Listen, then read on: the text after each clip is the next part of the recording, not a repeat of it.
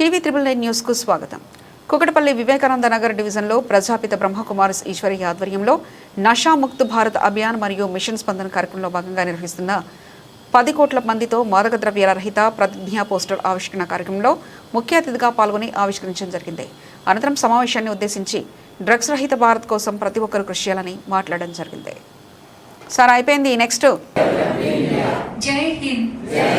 మేరా భారత్ నషా ముక్త్ భారత్. మేరా భారత్ నషా ముక్త్. తప్పు ఇటు సమాజంలో మనం ఉన్నందుకు మన తప్పు, ప్రభుత్వాల తప్పు, ప్రతి ఒక్కరు కూడా దీనికి బాధ్యత వహించాల్సింది. వాడి తప్పు కాదు, తీసుకున్నోడి తప్పు కాదు. చూస్తున్నాం కదా, చూస్తూ ఊరుకుంటున్నాం కదా. రోడ్డు మీద వాడు చనిపోతే నాకేం వస్తుంది, పరాయమ కొడుకు చనిపోతే నాకేం వస్తుంది, వాడు చనిపోతే నాకేం సంబంధం లే అనుకుంటే ఇవాళ వాడింట్లో ఉన్నది రేపు మన ఇంట్లోకి వస్తుంది. దాన్ని వాడింట్లో ఉన్నప్పుడే మనం అరికడితే మన ఇంట్లోకి రాకుండా ఉంటుంది. కరోనా మహమ్మారిని అయితే మనం ఏ విధంగా అరికట్టగలిగినామో ఇవాళ ఈ మాదక ద్రవ్యాలను కూడా అరికట్టాల్సినటువంటి బాధ్యత ఉంది. కరోనా పక్కింట్లోకి వచ్చినప్పుడు మన ఇంట్లోకి రాకుండా ఏ విధమైనటువంటి జాగ్రత్తలు తీసుకున్నామో, వాళ్ళకి కూడా ఏ విధమైనటువంటి జాగ్రత్తలు చెప్పామో కరోనా వచ్చినప్పుడు ఇవాళ కూడా ఇలాంటి మాదక ద్రవ్యాలు తీసుకున్నటువంటి కుటుంబం ఏదైతే పిల్లల పట్ల కూడా మనము అదే జాగ్రత్తతోటి ఉండాల్సినటువంటి అవసరం ఉన్నది. చిన్నతనంలోనే నువ్వు చనిపోతున్నావు, నీ భవిష్యత్తు చాలా ఉన్నది. ఇక్కడ ఉన్నటువంటి పసి హృదయాలకు మనం చెప్పాల్సినటువంటి అవసరం ఉన్నది.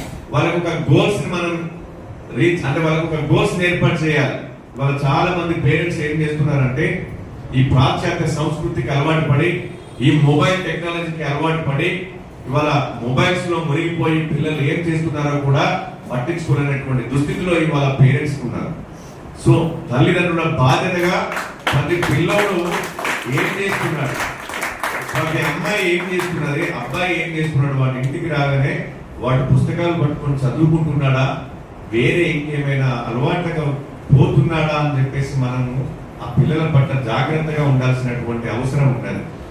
ఆలోచనే ఉంటున్నాం తప్ప దానితో పాటు పిల్లలకు నేర్పించాల్సినటువంటిది క్రమశిక్షణ నేర్పించాలి. పిల్లలకి సమాజంలో జరుగుతున్నటువంటి విషయాల పట్ల అవగాహన పెంచాలి. పిల్లలకి క్రీడల పట్ల కూడా మనం అవగాహన పెంచాలి. మన క్రీడలు లేకుండా అయిపోయినాయి, గ్రౌండ్స్ లేవు.